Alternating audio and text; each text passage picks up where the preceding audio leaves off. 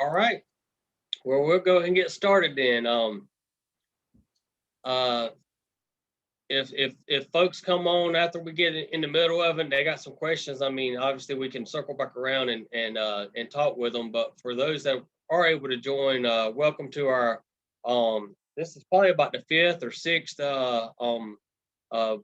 Brunswick County Food Safety Partner meeting that we've had.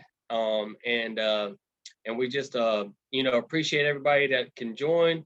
Hopefully the information that we provide is informative to you, and it's just really talking about some COVID-19 responses and guidance that we have put together here at the health department. And so my name is Danny Thornton, and I work here at the environmental health, and I just wanted to thank all of you for attending, and it's just it's a glad I'm just happy to be a part of a team that has such passion and desire for food safety practices. So we'll just kind of jump right into it, and this is our team. So it's just not me. There's several other folks that you will hear from today. Bobby Johnson with Environmental Health, Cheryl Syracuse with Cooperative Extension, Lynn with Environmental Health, Megan Cassat is our Public Information Officer, Allison Campbell. I'm not sure if she was able to join yet. I didn't see her name come across, but she's a health educator here at the health department, and then Rachel Baldwin, our communicable disease nurse, and hopefully we're able to bring you some informative information. Today is our overview would be just environmental health, giving you an overview of the executive order. We're talking a little bit about Brunswick County Cooperative Extension with Safe Plates and the Count on Me North Carolina program. We're going to talk a little bit about the vaccine eligibility, the updated on the vaccination clinics, what it means if you do get vaccinated by CDC guidelines. And I also wanted to just talk a little bit about the Golden A Award ceremony that we traditionally put on at this time each year. So with executive order, right now we're under executive order number 195. I put the link there if you wanted to see the whole executive order. It does extend the sales and services of alcohol beverages for on-site consumption. And actually, I was going to let Bobby do this. Sorry, Bobby. That's okay. Do you want me to go ahead, or do you want to keep if you don't mind? All right. So to give you an update on the current executive order, it is number 195, and we've highlighted the changes here. It extends the sale and service of alcoholic beverages for on-site consumption from the former 9 p.m. up to 11 p.m. now. Restaurants are still under the 50% occupancy of the fire capacity. Bars are now open. They're limited to 30% capacity of the fire code, and they must be seated space only. And this executive order is in effect. It started February 26th and will expire this coming March the 26th. So hopefully we will have an update from that. We find out the same time you guys do. From the governor's office what the change will be, if there is one, with the current executive order expiring this Friday. And any information we'll send out to you through email as we've done in the past. And one thing I did want to add is, Megan, if you wouldn't mind, or someone I can't see the chat box. And if you wanted to put a question in there while we're discussing this, or even if you wanted to, just comment while we're talking about it, feel free to. But we'll try to watch the chat box, and you put any questions you have, and we'll try to answer them at the end of the presentation. Sorry about that.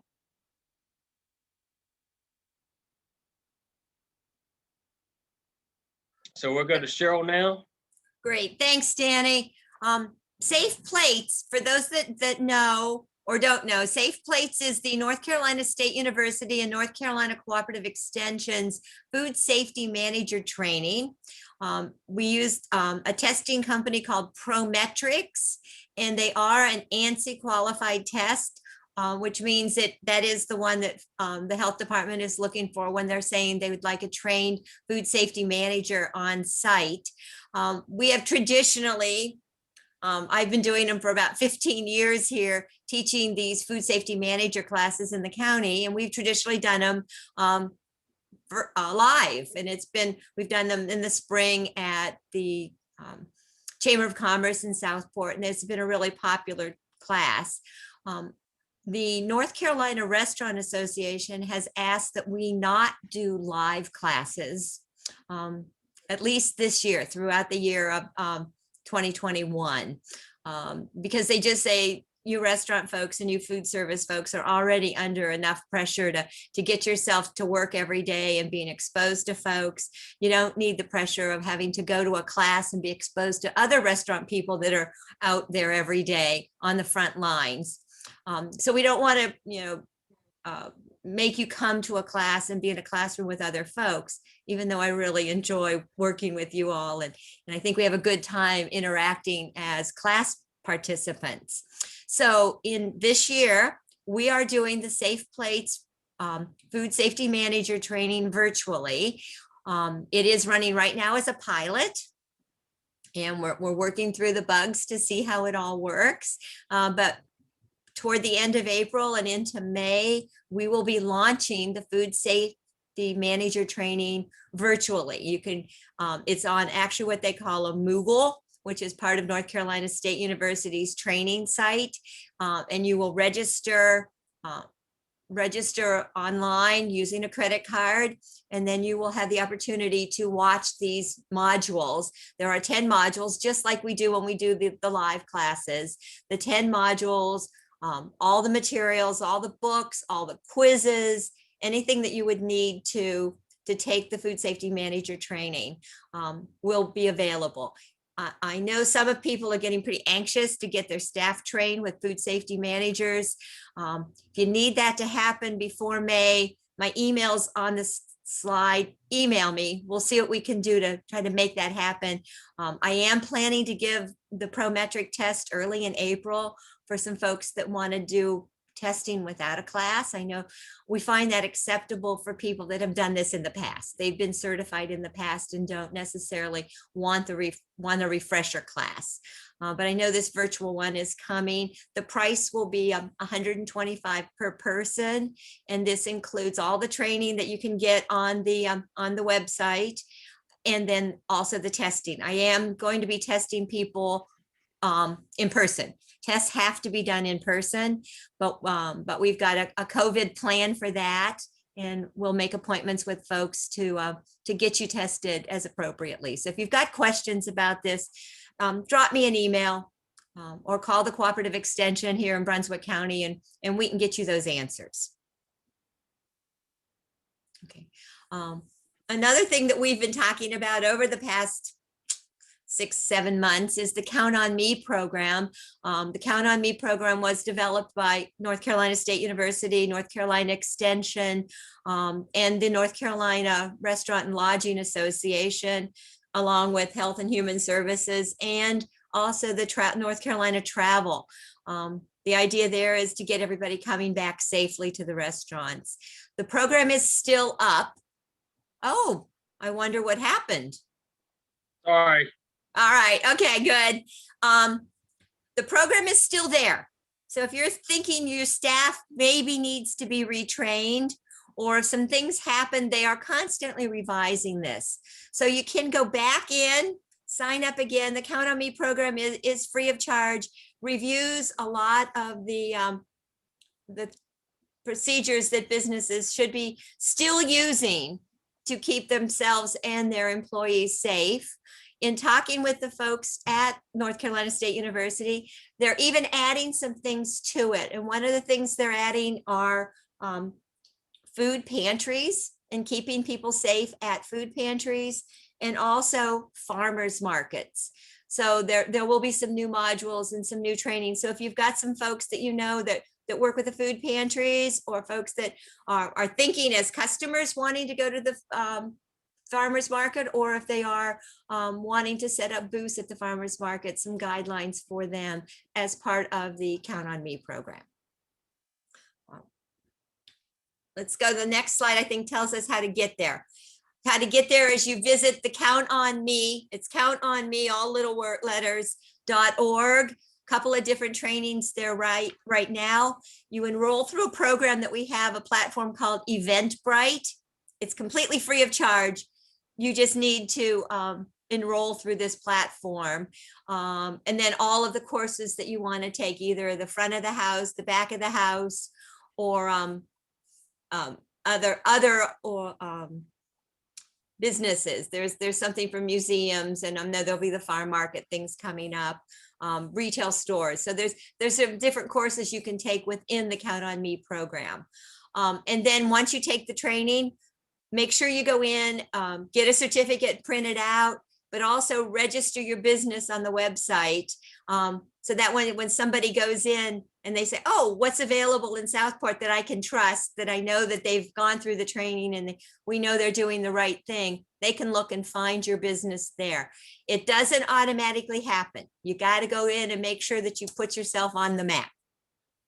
And then we just see a great slide. Some local folks that we know of, local folks that have printed out their certificate, put it on the wall, put it on the windows, send it in to us. So and if you're doing this and you've got your certificate, take a photo, send it to us. We'd love to support you and let folks know that you have done the Count on Me training. Megan, anything you want to add to that? Yeah, no, that was great, Cheryl. Definitely would just want to say we've gotten a lot of positive feedback from these social media graphics within the community, but also with the state agencies and like the Visit NC and the Restaurant and Lodging Association for the state. And they'll often share it on their platforms too. So it's a really great way to increase exposure about the program, about the steps that you all are taking, especially as we head into tourism season. So definitely encourage you all to take the training, even if you already took it a long time ago. If you got your certificate up but never sent us a photo, you still can. So you can send it to Danny, Cheryl, myself, any of the team members, and we would love to feature you all. And I will be talking a little bit about vaccine eligibility and ways that you can schedule appointments. That has been a really big topic, of course, for all of us here at the county and in our communities here recently, is how do I get a vaccine? When am I eligible to get a vaccine? Right now, groups 1, 2, and 3 are eligible to get a vaccine, as well as part of group 4. That part of group, beginning on March 17th, this past Wednesday, people who are at high-risk medical conditions, age 16 and older, people experiencing homelessness and incarcerated individuals who have not been vaccinated yet became eligible. But the big piece is the group 3 individuals. I think that's perhaps what you are most interested in. I did put the sectors, the essential frontline worker sectors that are considered, that fall under either group 3 or group 4 based on the state's guidelines. And so you can see essential goods and food and agriculture is probably what a majority of our audience is interested right now. So that food and agriculture essential frontline worker includes our restaurant workers. And so you and your staff are technically now eligible to get a vaccine. And then on April 7th, additional sectors will become available to fill out the rest of group 4 individuals. And those are the essential sectors there. So one of the best and just easiest ways to, if you still have questions about, am I eligible for a vaccine? If you go to findmygroup.nc.gov, that's the state's quick and easy tool that you can use to assess what group that you or someone might fall under. And so we really encourage and direct people to that. There's also a state hotline that you could call as well if you have questions about where you might fall. But I think more or less for the audience here today, it's pretty cut and paste, pretty simple. But if you do have questions, again, we encourage you to use that state tool. You can also reach out to the call line, Brunswick County call line. We can do our best to help you out there as well. And then, of course, how do you get an appointment if you find out that you're eligible? And there are a number of ways. Brunswick County is partnering with our hospital partners at Novant Health and Dozier Memorial Hospital. We have since early January to help set up a clinic to to vaccinate individuals with the allocations that those three parties are getting week to week. So if you do want to try and get a vaccine through one of Brunswick County's clinics that we're organizing with our partners, we encourage you to go to brunswickcountync.gov/vaccines.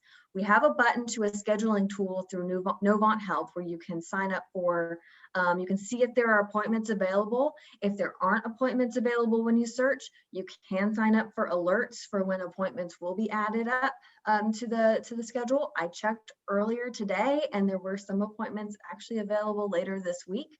Don't know if other people have grabbed them yet, but that is an option. Another thing that you can do too, you or your staff members who might still be looking, you can also call our public health call line. The phone number is right there, 910-253-2339. Select option number 2, which is going to be the option to speak to a live person. Of course, this is only open Monday through Friday from 9 to 5, but we can do our best as well to help you there. There's still a big demand. There's a big group of people who are eligible, but we are doing our best to help vaccinate as many people as possible through our clinics. And so this is the best way if you're trying to get a vaccine through one of the clinics that Brunswick County is helping to organize. There are other clinics, there are other vaccine providers, even in our county, that you can go to get the free vaccine. So we encourage you to look there as well. On that website, we have a link to some of those other providers so you can learn about the process they have to try and request a vaccine appointment. Places like Walgreens or some other pharmacies or clinics in the county. So just remember that if you do choose to go to one of those clinics, if you do choose to leave the jurisdiction to get a vaccine, just be prepared that if you get one of the Moderna or Pfizer vaccines that you'll have to return there in 3 to 4 weeks for your second dose appointment. And whenever you are scheduling these first dose appointments, you should be getting notification then or before you leave that first dose appointment for your second vaccine appointment. So you shouldn't be you shouldn't have to schedule that twice on like on our site. You shouldn't have to schedule an appointment for a second vaccine. That should be given to you. Is there anything else that any of my team think maybe also we might want to address, or we can address questions that you all have if you have any to add in the comments section, and we'll get to them. But I think that's pretty much cut and dry. Again, all that information is on our website.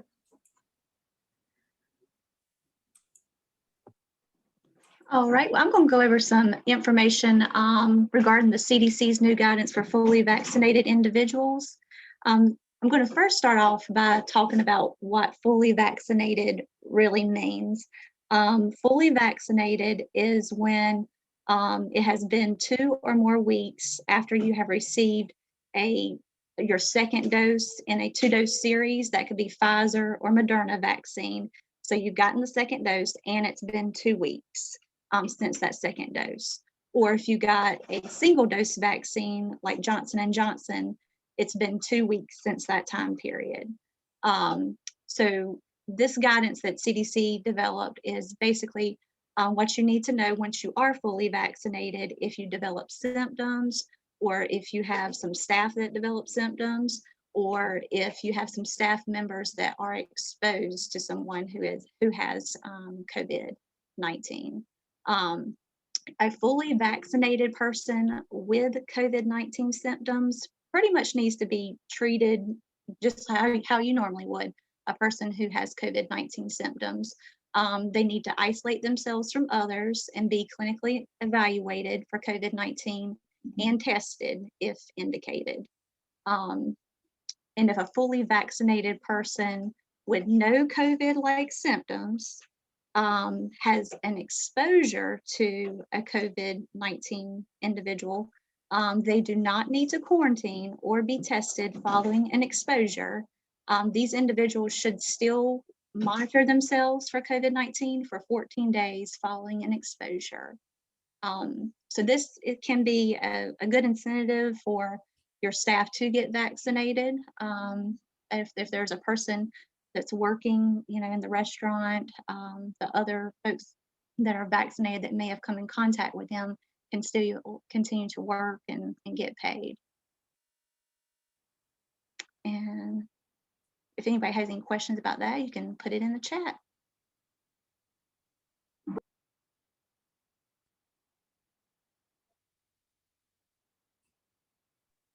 I'm gonna go ahead and discuss a little bit about the Golden A Award ceremony. Typically, we have that ceremony that goes on right now, obviously based on the pandemic and our clinic that we are cooperating with the hospitals, like Megan was talking about earlier, is taking up some of that space.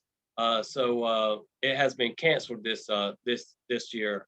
We normally have it at the Odell Williams auditorium, and so it's just based on the percentages of occupancy with that building and us being able to try to have something like this, we just felt like it would be best to relax and not do it.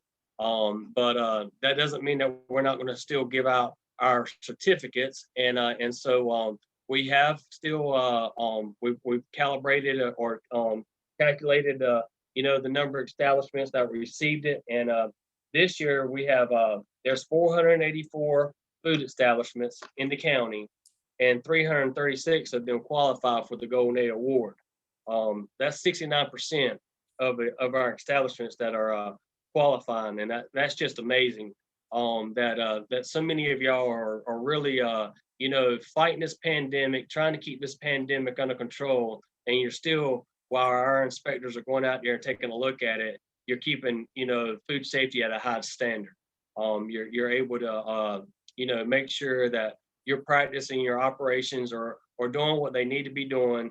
And I just can't tell you how much I appreciate the work and effort that y'all are doing to make sure Brunswick County stays safe as far as food goes. And so out of those 336 that qualified, actually there's going to be 133 that receives a Platinum A award. And so the Platinum A award is something that we traditionally have been giving out for those establishments that have received a Golden A award 5 consecutive years. So there's 133 of those would be issued out this year. So just to kind of highlight what the establishments were, for restaurants, there was 234 winners. Food stands, there were 56. Meat markets, there were 15. Senior sites, there was 1. And a lot of reason why the senior sites didn't do as well this year is just because they were closed. And so obviously if they were closed, they weren't able to get an inspection. So they were not able to get a score this year. So nursing dietary, there was 4. Push carts 1, mobile food units there were 7, and 18 and 19 schools received the reward. And so going back to the closure piece, we felt like this is kind of a challenging time, and so just because if your facility was closed during this pandemic, we're not going to take you off the list of being able to receive a Platinum A for 5 consecutive years. And so that's just something that we're going to keep up internally. Although you have to have an inspection to be able to qualify, we just didn't feel like it was right to be able, to take the ones off of that list that have been really dedicated and doing what they need to be doing over the previous years, and prevent them from getting that recognitions of 5 consecutive years. So just wanted to add that in there. And then I also wanted to add this year our inspections were reduced. And so when I say this year, I meant for 2020. For last year, whenever we were doing our inspections, they have been reduced by the state. And so we didn't get out there as much as we have been in the past.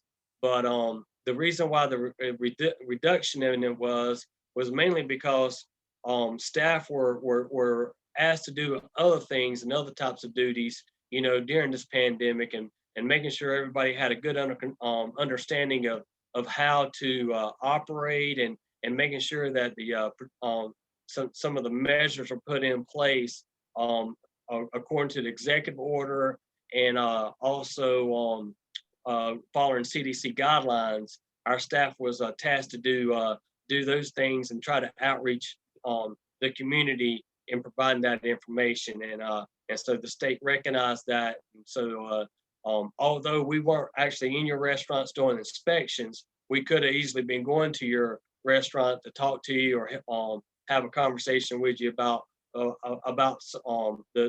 pandemic.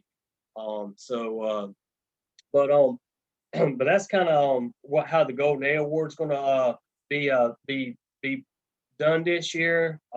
We are going to hand deliver those certificates. We look at doing that, at our next inspection, that we come to your facility. But we may be able to get it out there sooner. It just depends on how the workload is. So just because you hadn't received one, quickly doesn't mean that you didn't receive one. And obviously, if you have questions or concerns, you can reach out to us, and we can definitely see if we can't, answer whatever you have to ask about. So this is what a Golden A certificate is going to look like for those that may have not have seen one or received one. So we just have a little statement. Your name goes in where the Golden A Award list is in italics. That would be the name of your establishment, and it's just to really recognizing your efforts that you have done and how much we appreciate you taking food measures at a high standard. So food safety, and we're very happy to be able to provide you this certificate. The county commissioner signs it, and our Health and Human Services Executive Director, David Stanley, signs the certificate for you. So we're just very pleased with what y'all are doing, especially seeing the numbers going up like they have been. That's awesome. So thank y'all for your dedication in what you're doing. I really do appreciate it. We got some websites that you might want to access, in the future, and to gain more information about the topics that we've kind of talked about today. And I am going to share this presentation in through an email, and hopefully y'all can have it to reference in the future. So in summary of this meeting, just know the executive order, recognize that it's getting ready to change again. Hopefully we're going to be moving in the right direction. We just have to wait and see. Find your spot, get your shot. That's kind of a little a phrase that the state has came up with. Megan has done an excellent job giving you some information on how to get your shot if you are qualified. We still need to remember our 3 W's. Not wanting to beat a dead horse to death, but that is a very good measure for us to all consider and put it in place as often as we can. And that's wash your hands, wear a face covering, and wait 6 feet apart. Know your proactive measures. Rachel kind of went into some details how it is benefiting you by getting the shot. For a fully vaccinated individual, how those quarantine measures can be relaxed a little bit as long as you're not showing any symptoms or signs of the COVID if you come into close contact with someone. And then we can just continue to work together to reduce the spread. I really appreciate everybody being able to come to the meeting. And I didn't know if, Megan, did we get any questions? It doesn't look like at this time, but if anyone has a question they want to pose, or as they think about one later, please reach out to us. Megan, I have a question. What does our rates look like? Are people getting sick? Are we getting less numbers in reported positive people? We are starting to see a decline in the number of new cases identified. That's not to say that we're not still getting new cases, and it can vary from time to time. Some of the things that we look at are the types of things that we're noticing, and Rachel helps and works with the contact tracing efforts at the county to identify kind of the areas. And so we're seeing still some people who are getting they might have been exposed due to a community or like social gatherings or a contact in the household or a contact through work. So we just still encourage everyone again to follow those 3 W's and keep aware of their symptoms. Another thing we look at is data that's available on the state's dashboard, which is like the percent positivity of the tests that are coming back. So if a county resident goes and gets a test, what percent of those tests that are coming in are turning up positive. And so we're hovering between 5 to 6% there right now. So we're doing better, and certainly vaccinations, that's increasing as well. And I think to date, we have around 30% of residents have received their first dose, and a little under 20% have received their full set of vaccinations if they got one of the two dose vaccines. So things are, it's a positive outlook, but we still have to all remain on our guard because it's certainly still out there, especially with the threat of other types of variants out there.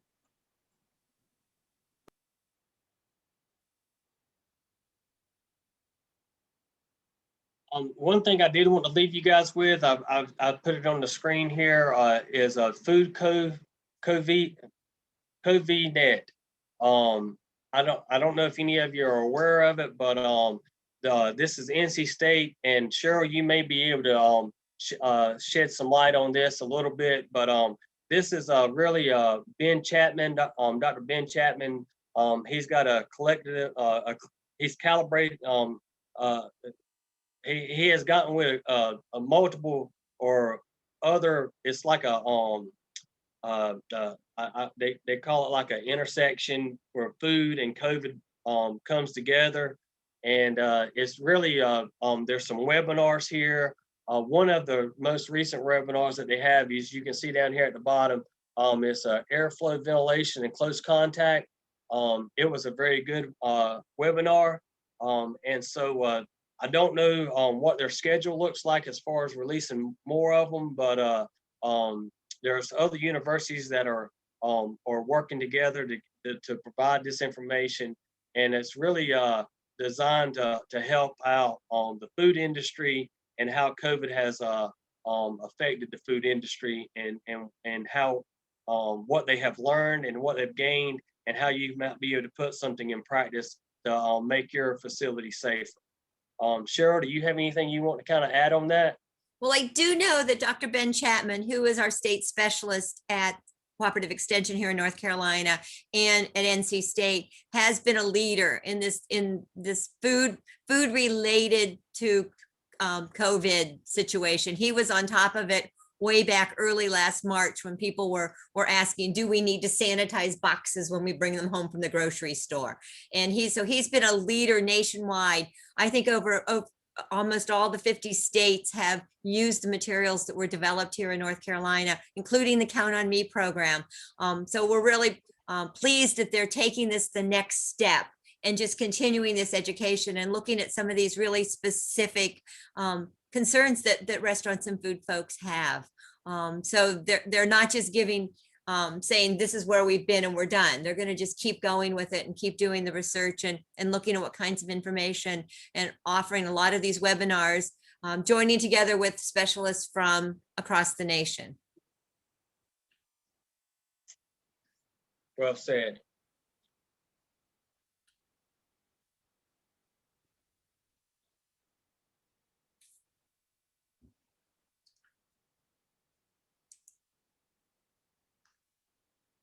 I don't see any other chat questions. All right. Well, with nothing else to be said, I don't want to hold y'all any longer. I do appreciate all of you joining us. Thank you for the team providing some very beneficial information. I hope the folks out there that was able to be a part of this meeting was able to take something away from it, and just wanted to provide you a platform to give you a chance to speak and see where we are, what we have going on here locally. And I'm going to share this presentation. I think it's being recorded as well. So Cheryl, once I get the link for where it's gonna be shared at, or hopefully it's like, I think the last time it was some type of YouTube website, but we will share the presentation and also share the video, and hopefully you guys can get something out of it. But thank you, and if there's nothing else to be said, we will talk with you soon. All right.